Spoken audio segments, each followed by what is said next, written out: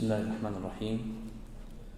الحمد لله رب العالمين، والصلاة والسلام على أشرف الأنبياء والمرسلين وعلى آله وصحبه أجمعين. اللهم علمنا ما ينفعنا وانفعنا بما علمتنا وزدنا علما وعملا يا رب العالمين. اللهم فقهنا في الدين واجعلنا هداة مهتدين. لا يزال حديثنا موصولا في التعليق على كتاب الروض المربع، وصلنا إلى كتاب الصلاة، باب صلاة التطوع، نشرع فيه الليلة بإذن الله. تفضل يا شيخ. بسم الله الرحمن الرحيم. الحمد لله رب العالمين، والصلاة والسلام على نبينا محمد وعلى آله وصحبه أجمعين. اللهم اغفر لنا ولشيخنا وللحاضرين. قال المصنف رحمه الله تعالى: باب صلاة التطوع وأوقات النهي. والتطوع لغة فعل الطاعة، وشرعا طاعة غير واجبة، وأفضل ما يتطوع به الجهاد، ثم النفقة فيه، ثم العلم تعلمه وتعليمه من حديث وفقه وتفسير، ثم الصلاة وآكدها كسوف، ثم استسقاء. طيب، المصنف قال باب صلاة التطوع وأوقات النهي. عليكم السلام ورحمة الله. جمع هنا بين الكلام على صلاة التطوع والكلام كذلك على أوقات النهي. ومن عادة فقهاء الحنابلة وخاصة المتون المعتمدة أنهم يلحقون أوقات النهي بباب صلاة التطوع، لأن النهي يتعلق بالتطوعات ولا يتعلق بالفرائض، فإن الفريضة تؤدى حتى وإن كان وقت نهي. ومن الفقهاء من المتقدمين من المذهب ومن خارج المذهب من يذكر أوقات النهي في مواقيت الصلاة، ولكن المعتمد عندنا في المذهب أنهم يذكرون أوقات النهي يعني مرتبطة بباب صلاة التطوع. قال المصنف: والتطوع لغة فعل الطاعة، وهذا تعريفه في اللغة، وشرعا طاعة غير واجبة. وتجد هنا أن التعريف الاصطلاحي الشرعي أخص من التعريف اللغوي، فالتطوع في اللغة فعل الطاعة مطلقا، واجبة أم غير واجبة، وأما في الاصطلاح فهو طاعة غير واجبة. قال: وأفضل ما يتطوع به الجهاد، ثم النفقة فيه، ثم العلم تعلمه وتعليمه، ثم الصلاة. هذه المذكورات يفاضل بينها طبعا في التطوعات، هذه كلها من باب التطوع، يعني الجهاد يقصد به جهاد التطوع، والنفقة فيه في التطوع، والعلم ما كان على سبيل التطوع، وكذلك الصلاة، فخرج بذلك الواجبات، فليس هذا الترتيب في الواجبات. ما دليلهم على أن أفضل التطوعات هو الجهاد؟ حديث فضل عشر ذي الحجة، العشر الأول من ذي الحجة، قال: ما العمل في أيام أفضل منه في عشر ذي الحجة؟ قالوا: يا رسول الله، ولا الجهاد في سبيل الله؟ قال: ولا الجهاد في سبيل الله إلا رجل خرج بنفسه وأهله ثم لم يرجع من ذلك بشيء. قال المصنف: الجهاد، ثم النفقة فيه، ثم العلم تعلمه وتعليمه من حديث وفقه وتفسير. والفقهاء أيضا يفاضلون بين العلوم نفسها، فمنهم من يقول أفضل العلوم أصول الدين، علم العقيدة، ثم التفسير، ثم الحديث، ثم أصول الفقه، ثم الفقه، كما قرره ابن قاسم في حاشيته على الروض. قال المصنف: ثم الصلاة، ورتب الصلاة هنا على مراتب، ابتدأ بالكسوف ثم الاستسقاء وهكذا. طيب، ما الذي يلي الصلاة؟ يعني هو هنا قال الجهاد هو الأول، ثم النفقة فيه، ثم العلم، ثم الصلاة. ما الذي يلي؟ أيوة، صوم التطوع.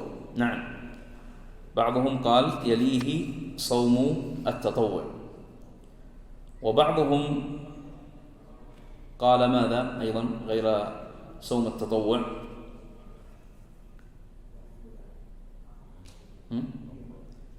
الحج، ولذلك اختلفوا في المفاضلة، هل الحج أولى أم الصيام؟ ما دليلهم على أن صلاة التطوع هي أيضا في مرتبة فاضلة؟ حديث: استقيموا ولن تحصوا واعلموا أن خير أعمالكم الصلاة. ولذلك بعضهم قال أن الصلاة هي في المرتبة الأولى.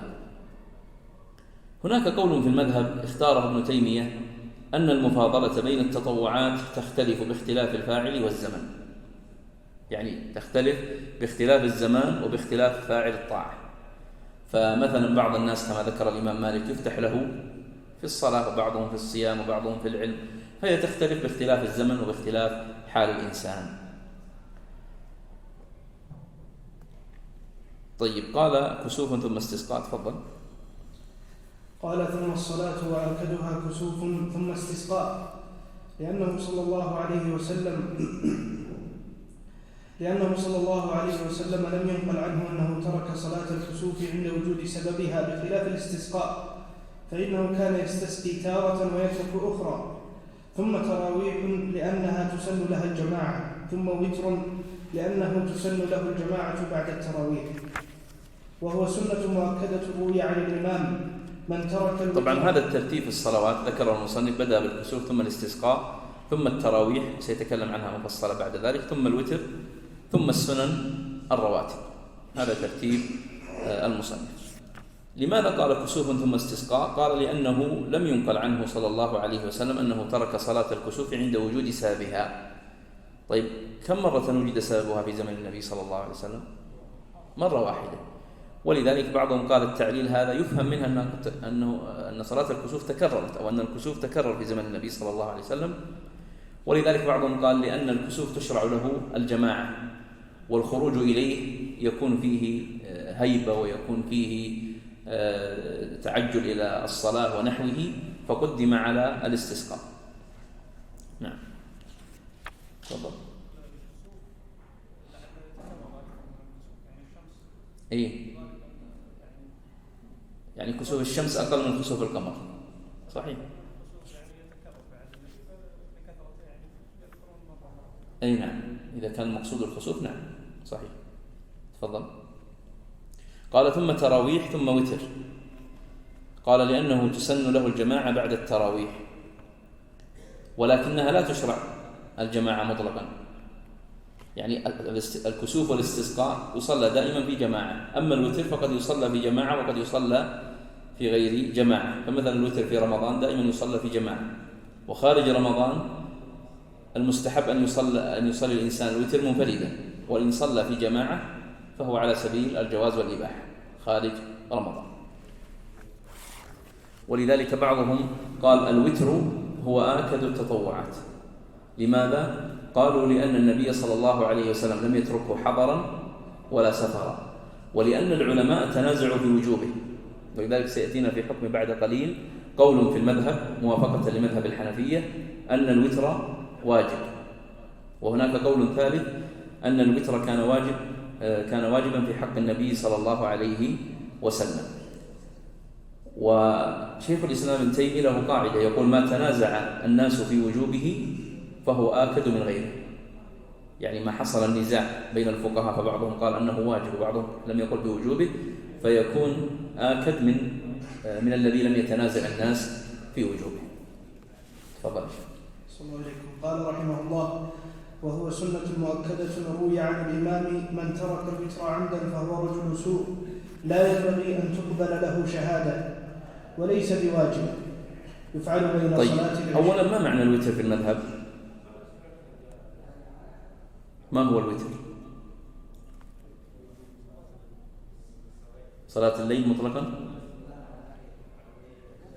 أيوة. الركعة وتر ولا ثلاثة وتر؟ إيه، وش الوتر حتى نضبط الوتر؟ ما هو؟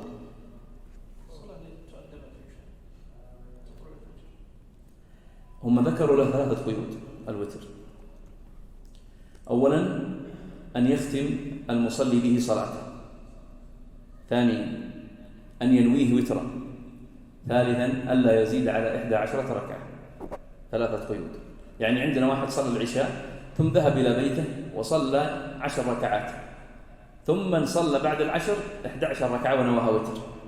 نقول 11 ركعة هذه كلها وتر. واضح؟ اتضح الأمر؟ إذن الوتر له 3 ضوابط.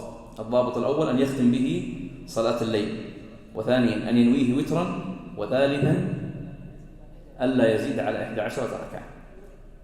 يكون لوحده. يعني إذا مثلا قلنا إنسان صلى ركعتين ثم ركعتين ثم ركعتين قيام ليل، ثم أراد أن يوتر، له أن يوتر بواحدة وله أن يوتر ب3 وله أن يوتر ب5 وب7 وب9 وب11، وكلها توصف بأنها وتر.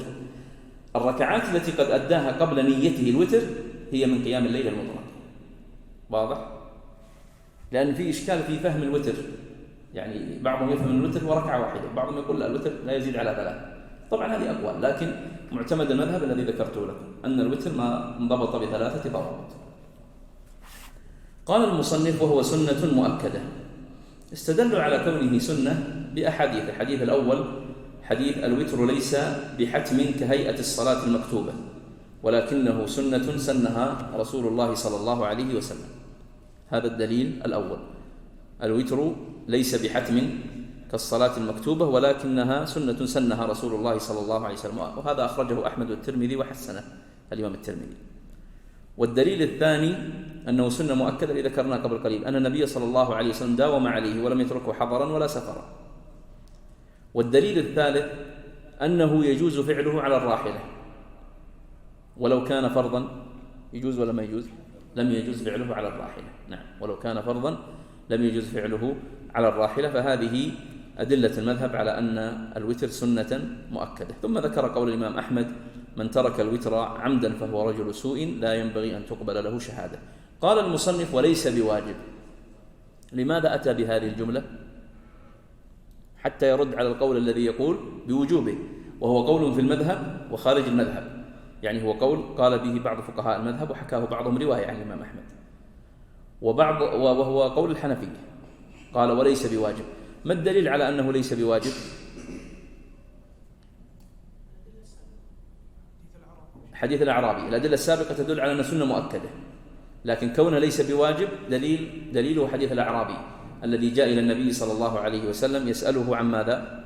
عما فرض عليه من الصلاة، فقال له النبي صلى الله عليه وسلم: 5 صلوات في اليوم والليلة. قال: هل علي غيرها؟ قال: لا، إلا أن تتطوع. واضح؟ فهذا الدليل الذي يستدلون به على عدم وجوبه. تفضل. الوتر الحنفية. قال رحمه الله تعالى: يفعل بين صلاة العشاء وطلوع الفجر، فوقته من صلاة العشاء ولو مجموعة مع المغرب تقديما إلى طلوع الفجر، وآخر ليل لم يثق. وآخر ليل لمن يثق بنفسه أفضل. سيتكلم الآن عن مسألة وقت الوتر. قال: يفعل بين صلاة العشاء وطلوع الفجر، ثم قال: فوقته من صلاة العشاء ولو مجموعة مع المغرب تقديما إلى طلوع الفجر. طبعا لماذا قال يفعل بين صلاة العشاء وطلوع الفجر؟ بين، ليش قال بين؟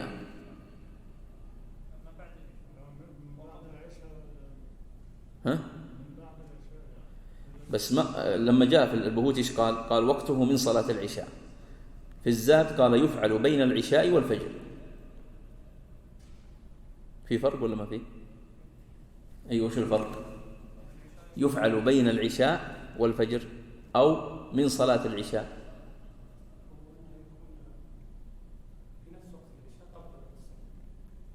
هم يريدون هنا أن يتكلموا عن، يعني يدخلون مسألة لو أن الإنسان قدم العشاء، لو أن الإنسان قدم صلاة العشاء فجمعها مع المغرب، فهنا سيدخل معه وقت إيش؟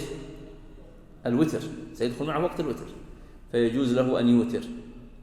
فما دام قدم العشاء وجمعها إلى المغرب فيجوز له أن يوتر ويدخل الوتر في حقه، لكنه يتحرى الوتر فلا يؤديه حتى ينتهي وقت المغرب. واضح؟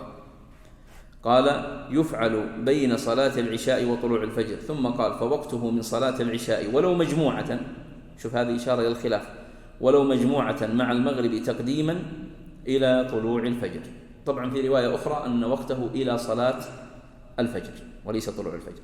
ما هو الدليل على أن وقته إلى طلوع الفجر؟ حديث أوتروا قبل أن تصبحوا، وهذا عند مسلم، وحديث عائشة رضي الله عنها مرفوعا كان رسول الله صلى الله عليه وسلم يصلي فيما بين أن يفرغ من صلاة العشاء إلى الفجر 11 ركعة. 11 ركعة. قال المصنف: وآخر ليل لمن يثق بنفسه أفضل، لحديث جابر مرفوعا: إنكم أيكم خاف ألا يقوم من آخر الليل فليوتر ثم ليرقد، ومن وثق بقيامه من الليل فليوتر من آخره، فإن قراءة آخر الليل محظورة، يعني تحضرها من؟ الملائكة، وهذا أخرجه مسلم. تفضل. قال رحمه الله: وأقله ركعة، لقوله صلى الله عليه وسلم: الوتر ركعة من آخر الليل، رواه مسلم. ولا يكره الوتر بها لثبوته عن 10 من الصحابة، منهم أبو بكر وعمر وعثمان وعائشة رضي الله عنهم. وأكثره سيبدأ المصنف هنا بالكلام على عدد ركعات الوتر. وقبل أن نقرأه نقول أن عدد ركعات الوتر كما ذكرنا قبل قليل إما أن تكون 1 أو 3 أو 5 أو 7 أو 9 أو 11. فإذا كانت 1 فهذه أقل الوتر وليس لها إلا صفة واحدة، وإذا كانت 3 فهذه أدنى الكمال كما يقال. ولها 3 صفات. الصفة الأولى يسمونها صفة الوصل، أن توصل الثلاث بتشهد واحد وسلام واحد. والصفة الثانية الفصل، أن تفصل الركعتين بتشهد وسلام ثم يقوم إلى الثالثة ويأتي بها بتشهد وسلام مستقل. والصفة الثالثة التي هي محل خلاف كبير بين الفقهاء، أن تؤدى على هيئة المغرب. وفي المذهب خلاف أيضا في جواز هذه الكيفية، سنذكره بعد قليل. هذه الكيفية ستكون معك في الوتر ب7 وب5 وب7 وب9 وب11. فمن أوتر ب5 جاز له أن يصلي 2 ثم يوتر ب1، وجاز له أن يسرد 5 بسلام واحد، وجاز له أن يسرد 4 بتشهد ثم يقوم فيأتي ب5 ثم يجلس ويتشهد. وكذا في السابع، يصلي 2 ثم 7 مستقلة، ويصلي 7 سردا ثم يجلس في آخرها ويتشهد ويسلم، ويصلي 6 سردا ثم يتشهد ويسلم ثم يقوم إلى 7 ويوتر بها، يعني يجعلها في الآخر. نعم. كيف 3؟ يعني يصلي 4 الوحدة أو 3 الوحدة؟ لا، ما ذكروا هذه. لا، يصلي 2 ثم 2 ثم 2 كل واحدة مستقلة، يسلم من كل 2 ثم يقوم إلى 7 مستقلة. الصفة الثانية يسرد 7 كلها بتشهد وسلام، فيصلي 7 ولا يجلس إلا في آخرها. والصفة الثالثة أن يصلي 6. طبعا سيصلي 6 كيف؟ سرد ثم يجلس بعد 6 ويقوم إلى 7. عرفت شيء؟ نعم. وهكذا في 9 وهكذا في 11.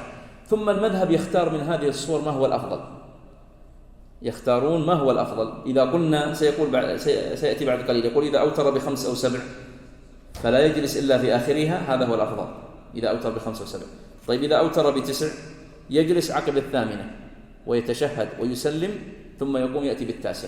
إذا أوتر ب11 يسلم من كل 2. واضح؟ نعم.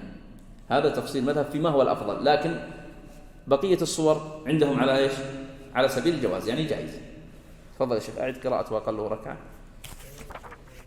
تفضل. أي صحيح.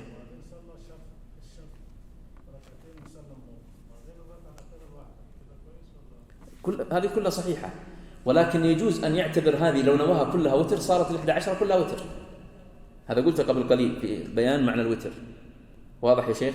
يعني إنسان مثلا من عادة أن يصلي في الليل، نقول يصلي في كل ليل 20 ركعة تطوع لله، فله أن يصلي 10 ركعات يسلم من كل 2، وهذه ما تدخل في الوتر.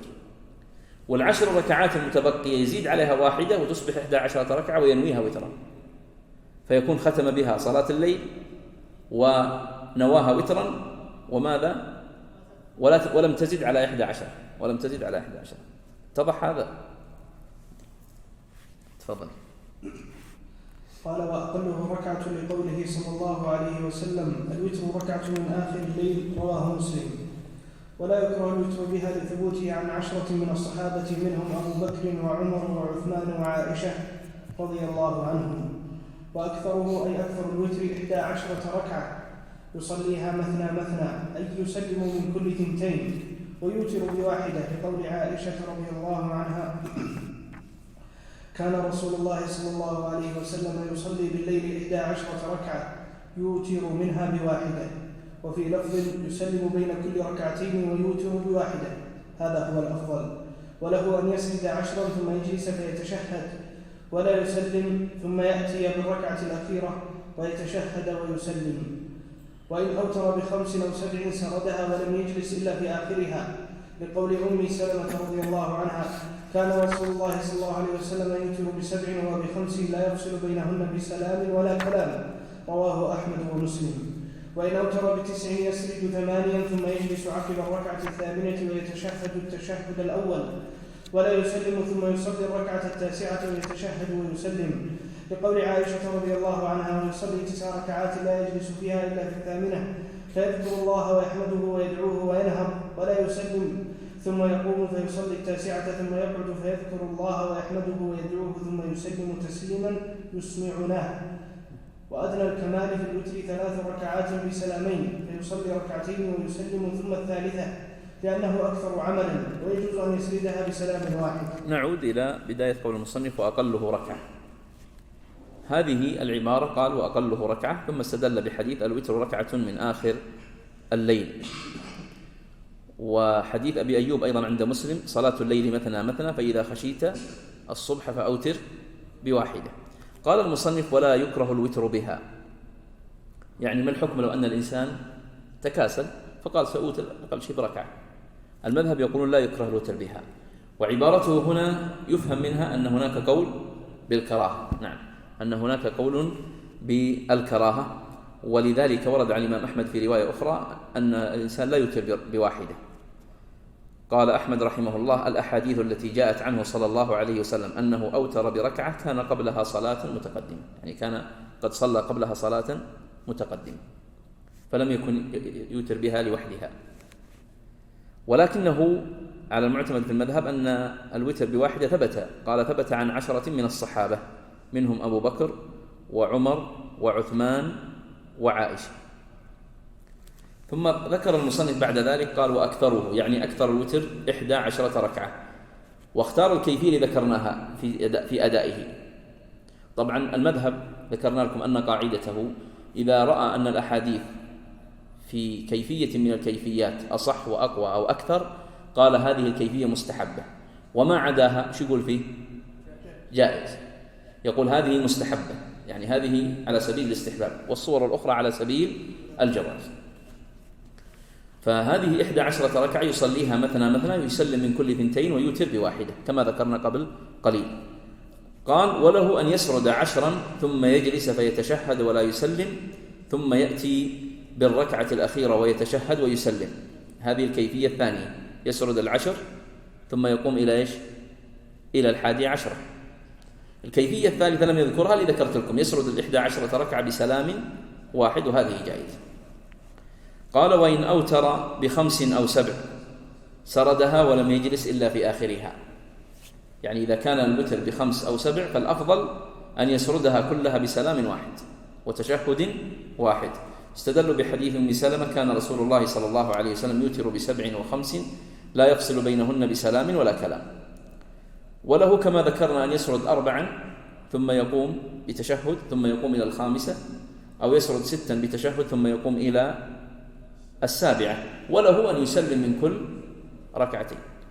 طيب، وإن أوتر ب9 يسرد 8 ثم يجلس عقب الركعة 8 ويتشهد. وهذه من مفردات في 9، هذه من مفردات الحنابلة، يعني لم يقل بها غير الحنابلة في 9 أن يسرد 8 ثم يجلس ويقوم. ثم ذكر الدليل هو قول عائشة رضي الله عنها. ثم قال المصنف: وأدنى الكمال في الوتر 3 ركعات بسلامين، فيصلي 2 ويسلم ثم يقوم إلى 3 فيصليها ثم يتشهد ويسلم. قال: لأنه أكثر عملا. ثم أتى بالكيفية الجائزة الأخرى أن يسردها بسلام واحد. الكيفية الثالثة اللي ذكرناها هذه فيها خلاف بين الإقناع والمنتهى. فالإقناع للحجاوي قال يجوز أن يصلي الوتر 3 كهيئة المغرب، وقال أن هذا صحيح في المذهب. وصاحب المنتهى قال لا تصلى كهيئة المغرب. وهذا الخلاف موجود أيضا خارج المذهب. والجمهور على ماذا؟ على الجواز ولا على المنع؟ على المنع. الجمهور على المنع. نعم. تفضل يا شيخ. أيوة بواحدة. نعم بواحدة. الوتر بواحدة لا يكره، ذكرنا قبل قليل لا يكره، يعني يجوز الإنسان يوتر بواحدة. قال رحمه الله: يقرأ من أوتر ب3 في الركعة الأولى بسورة سبح، وفي الركعة الثانية بسورة قل يا أيها الكافرون، وفي الركعة الثالثة سورة الإخلاص بعد الفاتحة، ويقنت فيها أي في الثالثة بعد الركوع ندما، لأنه صح عنه صلى الله عليه وسلم من رواية أبي هريرة وأنس وابن عباس رضي الله عنهم. وإن قنت قبله بعد القراءة جاز لما روى أبو داود عن أبي بن كعب رضي الله عنه أن النبي صلى الله عليه وسلم كان يقنت في الوتر قبل الركوع. طيب، قال المصنف: يقرأ من أوتر ب3 في الركعة الأولى بسبح، وفي الثانية بقل يا أيها الكافرون، وفي الثالثة بالإخلاص. استدلوا بحديث ابن عباس: كان النبي صلى الله عليه وسلم يقرأ في الوتر بسبح اسم ربك الأعلى، وقل يا أيها الكافرون، وقل هو الله أحد في ركعة، رواه الترمذي وصحح. وفي رواية أنه يضيف مع الإخلاص المعوذتين، فيقرأ في الركعة الأخيرة بالإخلاص قل هو الله أحد، وبقل أعوذ برب الفلق، وقل أعوذ برب الناس. قال المصنف: ويقنت فيها أي في الثالثة بعد الركوع ندبا. هذا حكم القنوت. ما حكم القنوت؟ المذهب يرى أنه يقنت في الوتر في جميع السنة، يعني يرى أن الإنسان يقنت في الوتر في جميع السنة. هل لما قال هنا في الثالثة يقصد الثالثة بعينها ولا على سبيل التمثيل؟ على سبيل التمثيل، لأنه لو صلى 5 سيقنت في 5، وإن صلى 7 سيقنت في 7، وهكذا، وإن واحدة فيقنت فيها. فلما قال في الثالثة لأنها آخر صورة ذكرها من الصور، آخر صورة من الصور ذكرها، فأراد أن يتكلم عنها. ولذلك عبارة الإقناع أضبط. ماذا قال في الإقناع؟ قال: ويسن أن يقنت في الركعة الأخيرة من الوتر جميع السنة. ويسن أن يقنت في الركعة الأخيرة من الوتر جميع السنة. نعم، دعاء القنوت: اللهم اهدنا فيمن هديت، اللهم عافنا فيمن عافيت. هذا هو. أيوة، بعد أن يرفع. قال بعد الركوع، بعد أن يركع ويرفع يقنت. نعم. قال: لأنه صح عنه صلى الله عليه وسلم من رواية أبي هريرة وأنس وابن عباس. في حديث علي أن النبي صلى الله عليه وسلم كان يقول في آخر وتره: اللهم إنا نعوذ برضاك من سخطك، وبعفوك من عقوبتك، وبك منك لا نحصي ثناء عليك. في حديث أبي كان يوتر فيقنت. وش دليلهم من هذا؟ ليش قالوا جميع السنة؟ إيه جميع السنة هي؟ عرفت معنى جميع السنة؟ يعني يقنت في السنة كلها. إيه بس كيف استدلوا من الحديث؟ قالوا حديث النبي صلى الله عليه وسلم في حديث علي أن النبي صلى الله عليه وسلم كان يقول، وفي الحديث الآخر كان يوتر فيقنت. قالوا كان تدل على ماذا؟ على الدوام والاستمرار. كان يعني تدل على الدوام والاستمرار. وقالوا أن ما شرع في رمضان شرع في غيره. طيب، في رواية أخرى في المذهب أنه لا يقنت إلا في النصف الأخير من رمضان، أنه لا يقنت إلا في النصف الأخير من رمضان، وعليه الأكثر حتى خارج المذهب، هذا القول عليه الأكثر. يقول المصنف بعد ذلك: وإن قنت قبله بعد القراءة جاز. يعني القنوت عندنا متى يكون على الأفضل؟ بعد الركوع، بعد أن يرفع من الركوع ويعتدل قائما يقنت. ما حكم قنوت قبل الركوع بعد انتهاء القراءة؟ يقول يجوز، يعني هو اختار الأفضلية المستحبة أن يكون بعد الركوع، ولكنه قبل الركوع جائز، ولذلك قال هنا جاز ولم يقل يستحب. وذكر على ذلك الحديث الذي رواه أبو داود عن أبي بن كعب أن النبي صلى الله عليه وسلم كان يقنت في الوتر قبل الركوع. وتجدون في تحقيقه في المتن يعني كلام في إسناد الحديث. تفضل. من ميزة الطبعة هذه أنهم اعتنوا الحقيقة بالأحاديث، يعني اعتنوا بتخريجها والحكم عليه.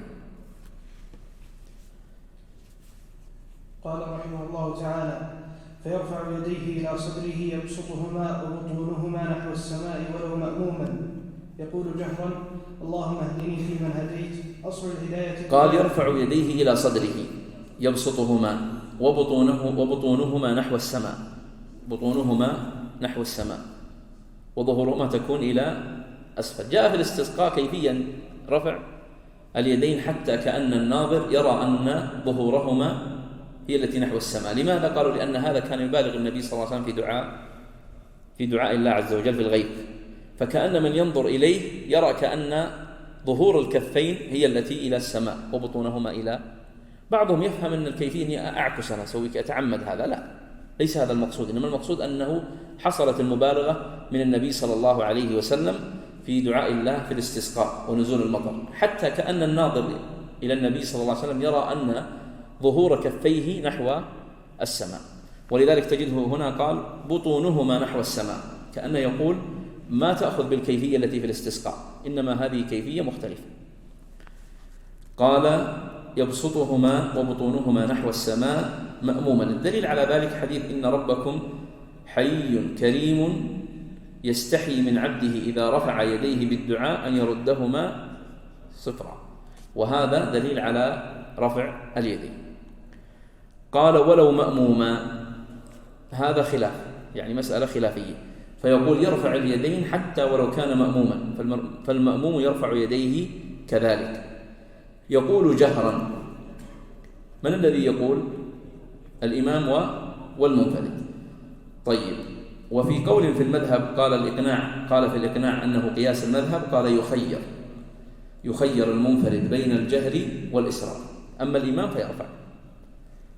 طيب، الإمام يرفع صوته ويجهر به في جميع الصلوات ولا في الجهرية؟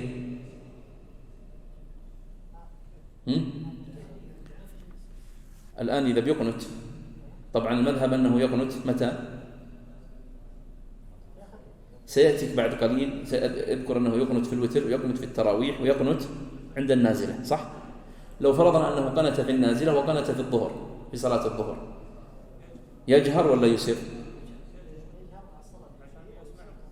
أيوة، المذهب أنه يجهر مع الجهرية ويسر مع السرية، لكن قالوا إذا أسر مع السرية فكيف يصنع المأموم؟ قال: المأموم يدعو لوحده والإمام لا يجهر. الرواية الثانية وهي الأقوى في المذهب أنه يجهر الإمام مطلقا، سواء قنت في سرية أم في جهرية، فيجهر ولا يسر حتى يؤمن المأموم على دعائه. واضح؟ إذن عندنا القنوت الآن قلنا يقنت في النازلة ويقنت في التراويح ويقنت في الوتر، والوتر هو أصلا عقب التراويح، فكأنه يقنت في النازلة وفي الوتر. نعم. تفضل. قال: فيرفع يديه إلى صدره يبسطهما وبطونهما نحو السماء ولو مأموما، يقول جهرا: اللهم اهدني فيمن هديت. أصل الهداية دلالة، وهي من الله التوفيق والإرشاد. وعافني فيمن عافيت، أي من الأسقام والبلايا، والمعافاة أن يعافيك الله من الناس ويعافيهم منك. وتولني فيمن توليت، الولي ضد العدو، من تليت الشيء إذا اعتنيت به، أو من وليته إذا لم يكن بينك وبينه واسطة. وبارك لنا فيما أعطيت، أي أنعمت. وقنا شر ما قضيت، إنك تقضي ولا يقضى عليك، إنه لا يذل من واليت ولا يعز من عاديت، تباركت ربنا وتعاليت. رواه أحمد والترمذي وحسنه من حديث الحسن بن علي رضي الله عنهما قال: علمني النبي صلى الله عليه وسلم كلمات أقولهن في قنوت الوتر، وليس فيه ولا يعز من عاديت، ورواه البيهقي وأثبتها فيه، ورواه النسائي مختصرا. وفي آخره: وصلى الله على محمد. سيذكر هنا ما يقال في القنوت. بدأ بالدعاء المعروف المأثور، وهذا الدعاء رواه الحسن بن علي عن النبي صلى الله عليه وسلم، أخرجه أحمد وأبو داود والترمذي، وحسنه الترمذي وصححه الإمام الألباني. ثم شرح المصنف جملا من ألفاظه. والحقيقة أن الدعاء هذا إذا تأمله الإنسان وجد أنه يشتمل على جوامع الدعاء، ففيه سؤال العافية، والنبي صلى الله عليه وسلم يقول: ما أعطي عبد عطاء أفضل ولا أوسع من العافية. وفيه سؤال الهداية إلى الصراط والهداية على الصراط، فالمسلم هدي إلى الصراط اللي هو الإسلام، فيسأل الله الهداية على هذا الصراط بأن يثبته الله عليه، وأن يحفظه من المضلات ومن الفتن ومما قد يحرفه أو ينجرف به عن صراط الله المستقيم. وأيضا الولاية، سؤال الله الولاية، والولاية ولاية عامة ولاية خاصة للمؤمنين، فهو يسأل الله أن يكون من أولياء الله، لأن أولياء الله لا خوف عليهم ولا هم يحزنون. ثم يسأل البركة، وبارك لنا فيما أعطيت، والبركة إذا نزلت في قليل كثرته، فالبركة من الأمور التي ينبغي على الإنسان يحرص على دعاء الله أن يبارك له في ولده، ويبارك له في رزقه، ويبارك له في نفسه وفي علمه وفي كل شيء، فإذا حصلت البركة حصل الخير كله. ثم يدعو الإنسان، قال وقنا شر ما قضيت، فلا شك أن الله سبحانه وتعالى يقضي، وقضاؤه نافذ، وأمره صائر وكائن، ويقضي على العبد بالخير ويقضي عليه بغير ذلك، ولكنه كله من تدبير الله ولحكمة يعلمها الله عز وجل. فقد يقدر الله الخير للإنسان، وقد يقدر عليه بلايا ومصائب وفتن وحوادث، ولكنها كلها مما يعني يقدره الله على الإنسان، إن كان خيرا فهو مأجور، وإن كان غير ذلك وصبر فهو أيضا مأجور. ثم قال بعد ذلك إنه لا يذل من واليت ولا يعز من عاديت تباركت ربنا وتعاليت، وهذا ثناء على الله بما هو أهله جل وعلا. قال المصنف رحمه الله وليس فيه ولا يعز من عاديت، ورواه البيهقي وأثبتها فيه. يقول هذا الذي من رواية الحسن الذي رواه أحمد والترمذي ليس فيه لفظة ولا يعز من عاديت، لكن لما ذكرها وأخرجها البيهقي أثبتها فيه. واضح ايش معنى العبارة؟ ورواه البيهقي وأثبتها فيه، يعني هذه اللفظة ولا يعز من عاديت أثبتها الإمام البيهقي صاحب إيش؟ شو كتاب البيهقي؟ أيوة السنن الكبرى البيهقي، وله كتاب آخر اسمه معرفة السنن والآثار، كلاهما البيهقي. قال المصنف رواه النسائي مختصرا وفي آخره وصلى الله على محمد. هذه الجملة أيضا اختلف في ثبوتها، وضعفها بعضهم من جهة الإسناد، ولكن جاء في أثر عن عروة أن الأئمة الذين كانوا يصلون بالناس قيام رمضان على زمن عمر كانوا يصلون على النبي صلى الله عليه وسلم. ولأن القاعدة أن من مجيبات الدعاء إذا أراد الإنسان يدعو الله عز وجل أن يستفتح دعاءه بالثناء على الله، ثم يصلي على النبي صلى الله عليه وسلم، ثم يدعو بما شاء. عند الفقهاء في المذهب ذكره في المقنع وذكره في الإقناع دعاء يقال قبل هذا، وهو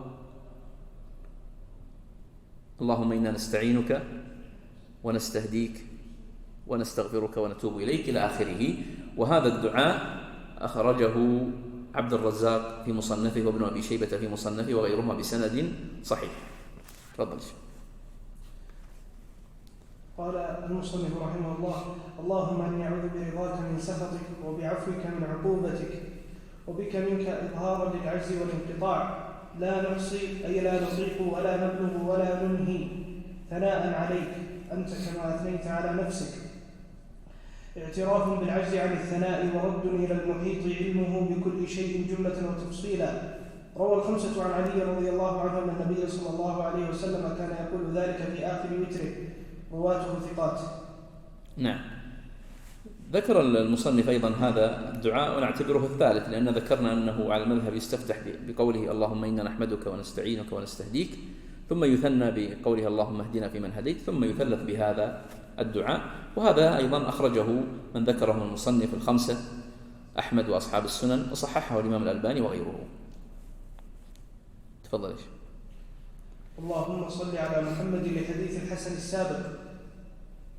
ولما روى الترمذي عن عمر رضي الله عنه الدعاء موقوف بين السماء والأرض لا يصعد منه شيء حتى تصلي على نبيك صلى الله عليه وسلم. نعم. وذكرنا أيضا أن أثر عروة يدل على هذا، أنه قال أدركت الأئمة على عهد عمر يصلون على النبي صلى الله عليه وسلم، مثل أبي وغيره. تفضل. وزاد في التبصرة وعلى آل محمد، واقتصر الأكثرون على الصلاة عليه صلى الله عليه وسلم. التبصرة هذه للإمام الحلواني من فقهاء المذهب، زاد فيها صلي على محمد وعلى آل محمد، ولكن لم تثبت في الحديث اللي هي على آل محمد، وإن قالها الإنسان عملا بالأحاديث الأخرى التي وردت في غير هذا الموضع جاز، لأنه ورد أن الصلاة على آل محمد مثلا في التشهد، في الصلاة على النبي صلى الله عليه وسلم في التشهد. قال في غاية المنتهى: وتحصل سنة قنوت بكل دعاء وبآية فيها دعاء إن قصد الدعاء. قال: وتحصل سنة قنوت بكل دعاء وبآية فيها دعاء إن قصد الدعاء، مثل لو قال: ربنا اغفر لنا وارحمنا، أو ربنا اغفر لنا ذنوبنا وإسرافنا في أمرنا وثبت أقدامنا وانصرنا على القوم الكافرين، فإذا قصد بها الدعاء كانت دعاء. مثلا: ربنا هب لنا من أزواجنا وذرياتنا قرة أعين واجعلنا للمتقين إماما، وغيرها من الآيات الواردة. فهذه الجملة التي أتى بها في غاية المنتهى جملة جيدة وفيها معنى إضافي، لأن كل دعاء أو آية فيها دعاء إن قصد الدعاء فإنها تقوم مقام هذه، وإن كان الأفضل أن يقتصر الإنسان على هذه أو يبدأ بها ثم يدعو بغيرها. تفضل. ويمسح وجهه بيديه إذا فرغ من دعائه هنا وخارج الصلاة، بقول عمر رضي الله عنه: كان رسول الله صلى الله عليه وسلم إذا رفع يديه في الدعاء لم يحطهما حتى يمسح بهما وجهه، رواه الترمذي. إن قال المصنف: يمسح وجهه بيديه إذا انتهى من دعائه وفرغ، هنا في الوتر، في قنوت الوتر، قال: وخارج الصلاة. وخارج الصلاة يعني لو أنه دعا في بيته، في سيارته، في أي مكان، فدعا، فإذا فرغ من الدعاء مسح وجهه بيديه. استدل على ذلك بهذا الحديث الذي روي عن عمر، والعلماء رحمهم الله بين تصحيحه وتضعيفه. في رواية أخرى في المذهب أنه لا يستحب أن يمسح وجهه بيديه، وسئل الإمام أحمد رحمه الله عن ذلك، قال: لم أسمع فيه بشيء، واختاره ابن تيمية، يعني اختار أنه لا يمسح الإنسان وجهه بيديه. وعلى كل حال فالإنسان إن أخذ بهذا القول تقليدا لمن صحح الحديث واتباعا له فلا حرج عليه. ويقول الإمام: اللهم اهدنا إلى آخره ويؤمن مأموم إن سمعه. قال: ويقول الإمام: اللهم اهدنا إلى آخره. طيب، والمنفرد يقول ماذا؟ اللهم اهدني بلفظ الإفراد، والإمام بلفظ الجمع. قال: ويؤمن مأموم إن سمعه، يعني بالنسبة للمأموم فالذي في حقه هو التأمين، أن يؤمن على دعاء الإمام. إن سمعه هذا قيد، معناه لو مثلا طفي الميكروفون وواحد في آخر الصفوف ما سمعه يدعو لنفسه ولو كان مأموما، لأنه لا يسمع دعاء الإمام. تفضل. ويكره قنوته في غير الوتر عن ابن مسعود وابن عباس وابن عمر وابي الدرداء رضي الله عنهم.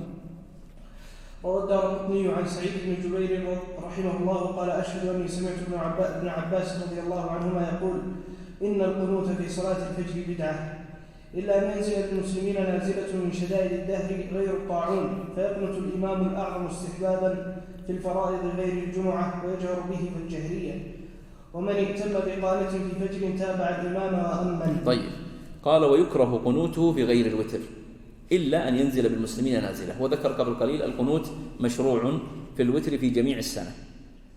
الموضع الثاني في مشروعية القنوت هو أن يكون في النازلة التي تنزل بالمسلمين، وجعل لها 3 قيود القنوت في النازلة. أولا، أن يكون في غير طاعون، يعني لا يقنت في الطاعون.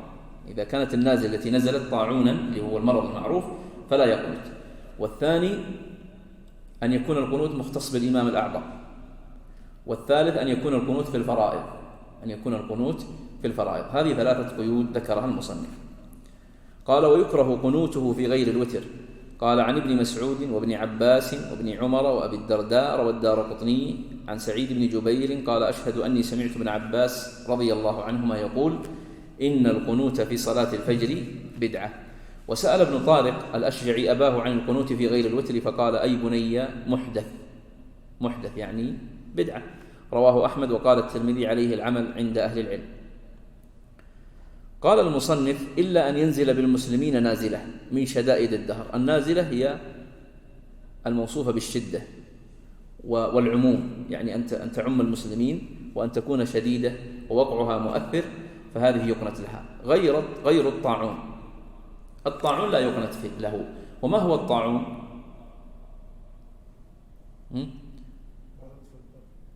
أيوة.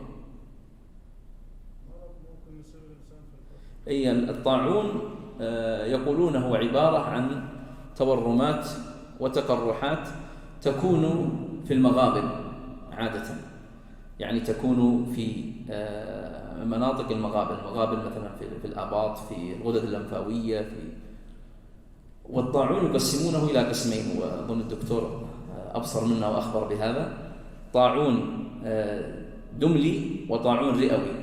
الطاعون الدملي الذي يظهر على شكل هذه التقرحات، والطاعون الرئوي الذي يصيب الرئة. والطاعون الرئوي أخطر وأضر، وإذا أصاب الإنسان ولم يتدخل الطب تدخلا عاجلا فيقول الإنسان ربما لا يكمل 24 ساعة يموت مباشرة. والطاعون الدملي هو أخف منه. والطاعون من صفاته يعني له خصائص اختص في سنة النبي صلى الله عليه وسلم بخصائص ومواصفات.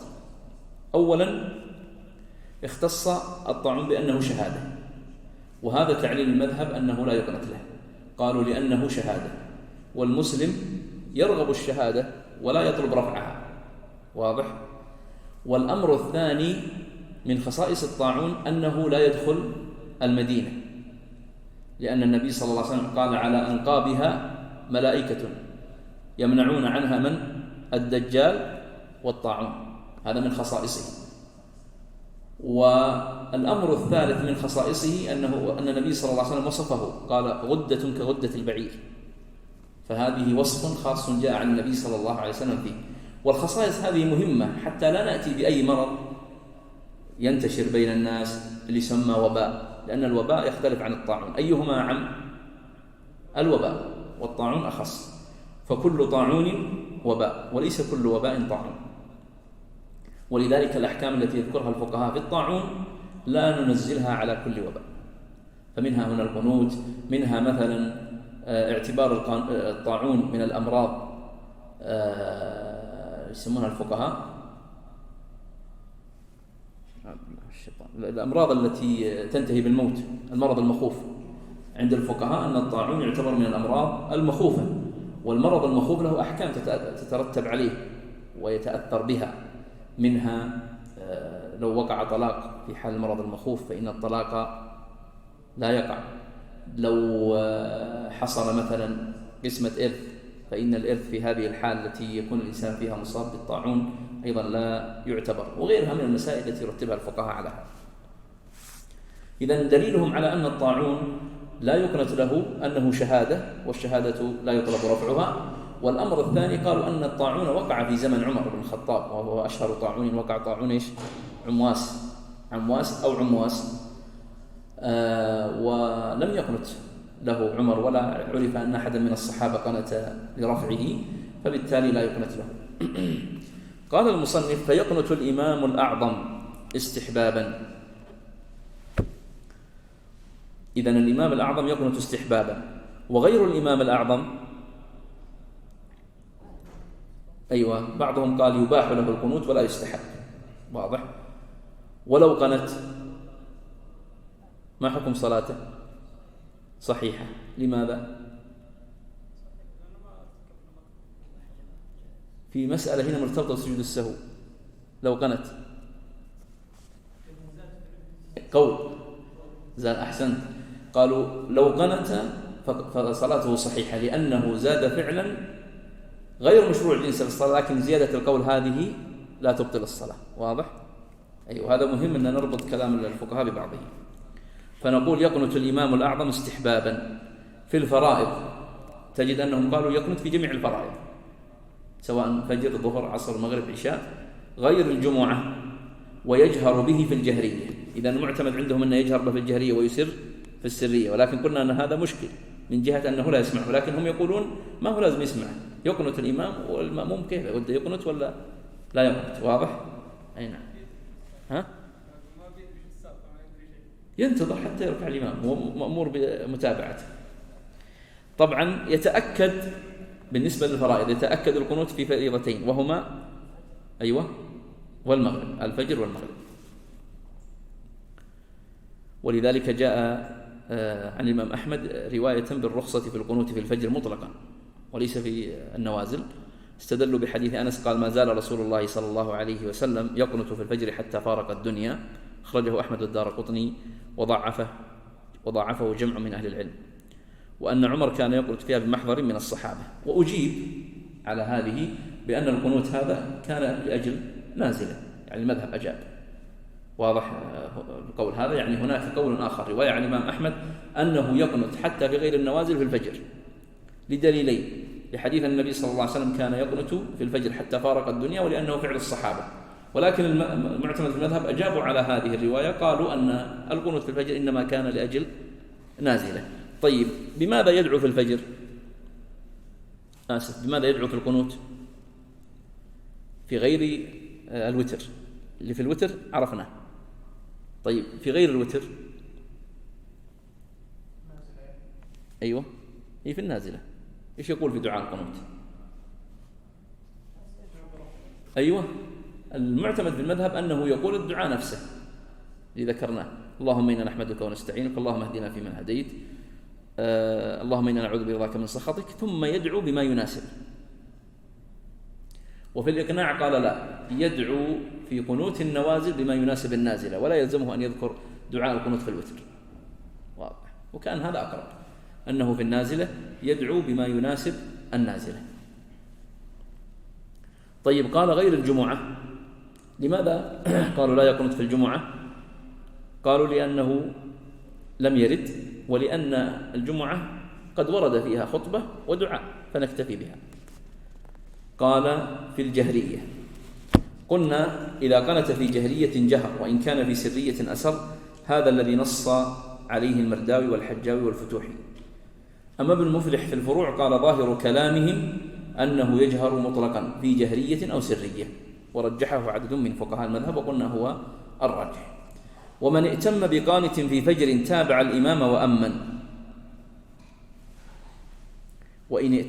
ومن ائتم بقانت في فجر، يقول: لو أنك أنت ما ترى القنوت وأخذت بالقول الذي يقول لا قنوت إلا في النازلة، وجيت يوم تصلي وقنت الإمام ولم تكن نازلة، واضح؟ فما حكم متابعتك للإمام في قنوته؟ واجب. ومن ائتم بقانت في فجر تابع الإمام وأمن، لحديث إنما جعل الإمام ليؤتم به. قال شيخ الإسلام، وهذه العبارة نفيسة من شيخ الإسلام، يقول: الإمام إذا فعل ما يسوغ فيه الاجتهاد تبعه المأموم وإن كان لا يراه، كالقنوت في الفجر ووصل الوتر. واضح؟ يعني الآن كثير من الأئمة صاروا يصلون الوتر، يصلون الثلاث في رمضان بتشهد وسلام. فأنت لو لم تكن ترى هذه الكيفية أو ترجح غيرها، فمتابعتك للإمام فيها واجبة. تفضل يا شيخ. أيوه.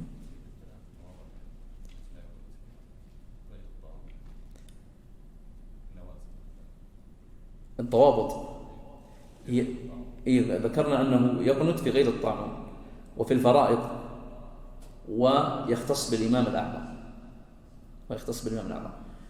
في رواية في المذهب نسيت ما يشير لها هنا في الإمام الأعظم، قالوا لا، يقنت غير الإمام الأعظم إذا أذن الإمام الأعظم، إذا أذن فإنه يقنت. وهذا المعمول به الآن، أنه غير الإمام يقنت إذا أذن به، يعممون على الأئمة بالقنوت ويقنتون. نعم. رعل وذكوان. نعم. النوازل معناها التي تنزل بالمسلمين وتكون عامة. لذلك ذكر بعضهم قال: طيب الآن في نوازل، في ناس يقتلون هنا وهنا وهنا، ليش ما نقنت؟ المذهب وغيره يقولون لا، لازم تكون النازلة عامة ولا تكون خاصة. أما من اختصت النازلة بهم فيقنتونهم، أما إذا عمت النازلة فيقنت عموم المسلمين. نعم. قال: ويقول بعد وتره: سبحان الملك القدوس 3، ويمد بها صوته في 3، لحديث أبي أن النبي صلى الله عليه وسلم كان يقول بعد وتره: سبحان الملك القدوس. وفي حديث ابن أبزة ذكر أنه يكررها 3 ويرفع صوته في 3. كيف يا شيخ؟ لا، سبحان الملك القدوس فقط. نعم. تفضل يا شيخ. قال رحمه الله: والتراويح سنة مؤكدة. والتراويح سنة مؤكدة سميت بذلك لأنهم يصلون 4 ركعات ويتروحون ساعة أي يستريحون. 20 ركعة لما روى أبو بكر عبد العزيز في الشافعي عن ابن عباس رضي الله عنهما أن النبي صلى الله عليه وسلم كان يصلي في شهر رمضان 20 ركعة، تفعل ركعتين في جماعة مع الوتر بالمسجد أول الليل بعد العشاء، والأفضل وسنتها في رمضان لما في الصحيحين من حديث عائشة رضي الله عنها أنه صلى الله عليه وسلم صلاها ليالي فصلوها معه، ثم تأخر وصلى في بيته باقي الشهر وقال: إني خشيت أن تفرض عليكم فتعجزوا عنها. وفي البخاري أن عمر رضي الله عنه جمع الناس على أبي بن كعب رضي الله عنه فصلى بهم التراويح. وروى أحمد وصححه الترمذي: من قام مع الإمام حتى ينصرف كتب له قيام ليلة. طيب، قال المصنف التراويح. طبعا هو لما بدأ في التطوعات قال الكسوف ثم الاستسقاء، ولم يتكلم عنهما لأنه سيفرد لهما أبواب مستقلة في آخر الصلاة، ثم تكلم عن الوتر، ثم يتكلم الآن عن التراويح، ويتكلم بعد ذلك عن السنن الرواتب. قال: التراويح سنة مؤكدة سنها النبي صلى الله عليه وسلم. قالوا: والدليل على أنها سنة وليست واجبة حديث عائشة رضي الله عنها أن رسول الله صلى الله عليه وسلم صلى ذات ليلة في المسجد، فصلى بصلاته ناس، ثم صلى من القابلة، فكثر الناس، ثم اجتمعوا من الليلة الثالثة أو الرابعة، فلم يخرج إليهم رسول الله صلى الله عليه وسلم، فلما أصبح قال: قد رأيت الذي صنعتم ولم يمنعني من الخروج إليكم إلا أني خشيت أن تفرض عليكم. خرجه البخاري ومسلم.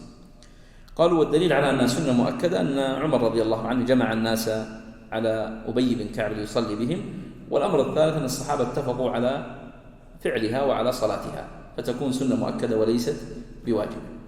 لماذا سميت بذلك؟ قال: لأنهم يصلون 4 ركعات ويتروحون يستريحون ساعة، وقيل مشتقة من المراوحة، لأن الإنسان يحتاج في أن يراوح بين قدميه، وذكرنا أنها لا تكره المراوحة، يجوز الإنسان.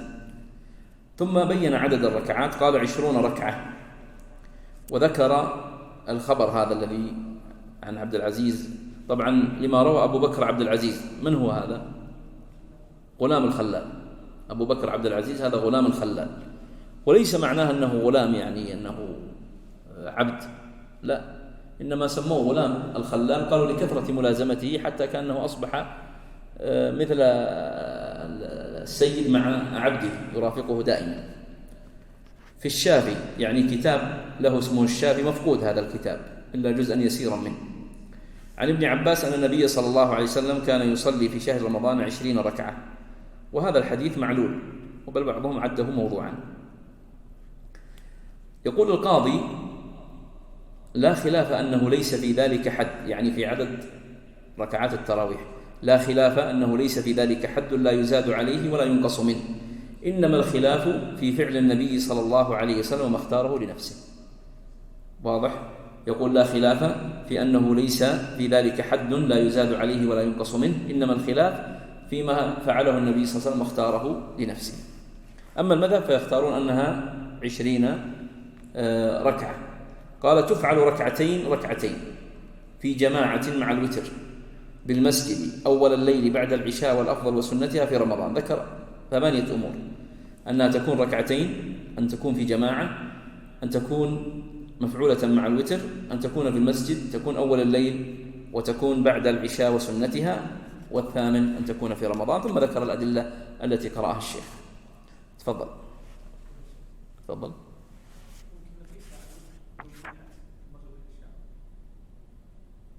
كيسة من جهة إيش؟ أيوة نعم، يبدأ التراويح في حقه قصده. نعم يبدأ. قال رحمه الله: ويوتر المتهجد أي الذي له صلاة بعد أن ينام، بعده أي بعد تهجده، لقوله صلى الله عليه وسلم: اجعلوا آخر صلاتكم بالليل وترا، متفق عليه. فإن تبع إمامه فأوتر معه أو أوتر منفردا ثم أراد التهجد لم ينقض وتره وصلى ولم يوتر. وإن شفعه بركعة أي ضم لوتره الذي تبع إمامه فيه ركعة جاز، وتحصل له فضيلة متابعة إمامه وجعل وتره آخر صلاته. طيب، قال: ويوتر المتهجد الذي له صلاة بعد أن ينام، يعني صلاة التهجد بعده بعد تهجده. ثم ذكر لو كان قد تابع الإمام في التراويح، يعني صلى مع الإمام في التراويح، فيقول له حالتان. الحالة الأولى أنه إذا أوتر الإمام وأراد أن يسلم لا يسلم معه ويقوم فيأتي بركعة، فتصبح هذه الركعة شفعا في حقه، هي وترا في حق الإمام وبقية المأمومين وشفعا في حقه. ثم إذا عاد إلى بيته وتهجد فيصلي ما شاء من تهجد ثم يوتر بهذه الركعة، ويوتر على ما ذكرنا أن أراد بواحدة أو 3 أو 5 أو 7 أو 9 أو 11. الكيفية الثانية أن لا ذكرها هنا بالله.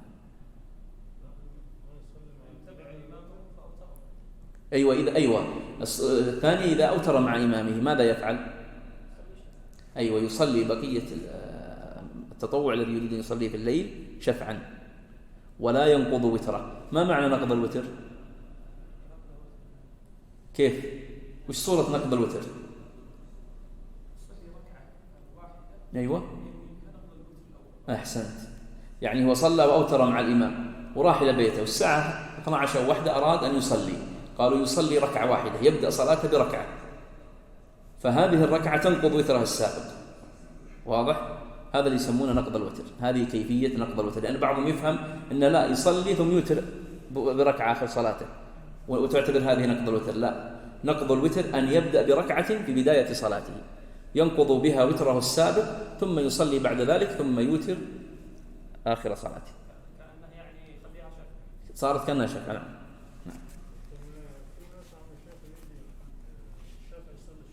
أيوة، بس هذا يفوت على نفسه فضيلة أن ما ينصرف حتى ينصرف الإمام، لأن جاء في الحديث من قام رمضان إيمانا واحتسابا غفر له ما تقدم من ذنبه، وفي بعض الألفاظ من قام مع إمامه حتى ينصرف، أظن ذكر هنا، شوف ذكر من قام مع الإمام حتى ينصرف كتب له قيام ليلة، فقالوا لابد أن ينصرف. ما معنى انصراف الإمام؟ ولذلك اختلفوا انصرافه، هل هو انتهاء من الصلاة ولا خروج من المسجد؟ الأقرب أنه انتهاء من الصلاة، الأقرب أنه انتهاءه من الصلاة. قال هنا فإن تبع إمامه فأوتر معه أو أوتر منفردا ثم أراد التهجد لم ينقض وتره وصلى ولم يوتر. هذه الحالة الأولى، أن يوتر مع الإمام ثم إذا رجع بيته يصلي شفعا ولا يوتر مرة أخرى. الحالة الثانية إن شفعه بركعة، يعني يصلي بعد أن يسلم الإمام من الوتر يصلي ركعة فيشفعه بركعة، ضم لوتره الذي تبع إمامه فيه ركعة، جاز وتحصل له فضيلة متابعة إمامه ويجعل وتره آخر صلاته. تفضل، سنختم إن شاء الله إلى نقف على السنة الراتبة. تفضل. نقض الوتر يا شيخ الآن هو لما أوتر بركعة في آخر الصلاة سيذهب إلى بيته، إذا أراد أن يصلي ماذا يفعل؟ قالوا يبدأ صلاته بركعة واحدة، يصلي ركعة واحدة، تعتبر هذه الركعة نقضت الوتر السابق. واضح؟ كأنها ركعة من هنا ركعة من هنا. ها؟ أي نعم، هذا معنى نقض الوتر. هم المذهب يقولون ما ينقض، لا ينقض وتره. المذهب يقولون كيفية نقض الوتر هذه ما هي جائزة عندنا. عرفت؟ أيوه، هو قال ولا ينقض وتره. المذهب يعطون كيفيتين. وش الكيفيتين؟ إنه يشفع الوتر اللي مع إمامه أو يروح بيته ويصلي شفع وخلاص. أيوة، لا ينقض وتره. لكن نقض الوتر هذا ورد في رواية عن الإمام أحمد أنه ينقض وتره ثم يصلي ما شاء شفعا. قال ثم يوتر فيكون كأنه أوتر كم؟ 3 مرات، صح؟ أوتر مع إمامه ثم نقض وتره بركعة ثم ختم صلاته بوتر ركعة، فكأنه أوتر 3 مرات. نقض الوتر ليس مشروعا على المذهب. ماذا قال؟ قال لم ينقض وتره. واضح؟ تفضل. قال ويكره التنفل بين التراويح. روى الأثرم عن أبي الدرداء رضي الله عنه أنه أبصر قوما يصلون بين التراويح، قال ما هذه الصلاة؟ أتصلي وإمامك بين يديك؟ ليس منا من رغب عنا. ولا يكره التعقيب وهو الصلاة بعدها أي بعد التراويح والوتر في جماعة، لقول ابن عباس رضي الله عنه لا ترجعون إلا بخير ترجونه. وكذا لا يكره الطواف بين التراويح، ولا يستحب للإمام الزيادة على ختمة في التراويح إلا أن يؤثروا زيادة على ذلك. ولا يستحب لهم أن ينقصوا عن ختمة ليحوزوا فضلها. قال أيوة ليحوزوا فضلها، أن ينقصوا عن ختمة ليحوزوا فضلها. أيوة. قال ويكره التنفل بينها، يعني يكره التنفل بين صلاة التراويح للإمام أو لغيره. ولذلك ورد ذكر هنا الأثر عن أبي الدرداء أنه أبصر قوما يصلون بين التراويح قال ما هذه الصلاة أتصلي وإمامك بين يديك ليس منا من رغب عنا. في الإنصاف قال بلا نزاع أعلم أنه يكره التنفل بينها. معنى التنفل أن يصلي ركعتين ثم يجلس مثلا 10 دقائق ويبدون الناس يصلون ثم يرجع يكمل تسليمة الثانية وهكذا، هذا مكروه على المذهب. قيد بعضهم الكراهة بما إذا لم يطل الفصل، إذا لم يطل فصل الإمام، بمعنى لو كان الإمام صلى بهم ثم خرج لعارض ونحوه وطلب منهم أن ينتظروه حتى يرجع فهنا يجوز له، واضح؟ فهذا القيد أيضا مهم أنه إذا لم يطل الفصل. قال ولا يكره التعقيب.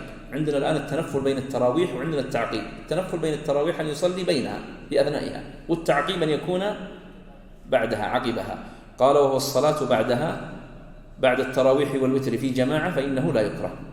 قال وكذا لا يكره الطواف بين التراويح. يقول نحن كرهنا أن يصلي بين التراويح ولكن لا نكره له الطواف بين التراويح. لماذا؟ ليش كرهت هذا وما كرهت هذا؟ أيوة. وقال الطواف قد ورد من فعل أهل مكة ومن فعل بعض الصحابة أنهم يطوفون بين التراويح فلا يكره بخلاف الصلاة.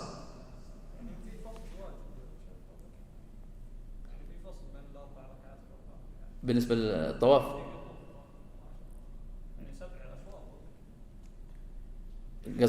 قصدك إن إذا طاف بيفصل فاصل طويل ما عنده مشكلة حتى لو فات مثلا تسليم ولا تسليمتين، هذا معنى. ممكن يا شيخ عشان الطواف ما هو من نفس جنس الصلاة. اي نعم، ولكن دليلهم أثري، دليلهم اللي وقفت عليه أثري، قالوا أنه ورد من فعل بعض الصحابة الطواف بين التراويح. قال ولا يستحب للإمام الزيادة على ختمة في التراويح ولا أن ينقص عنها، يعني لا يستحب له أن يزيد على ختمة فختمة كافية إلا إذا آثروا أو أوثروا ذلك، يعني إذا كانوا يرغبون في هذا.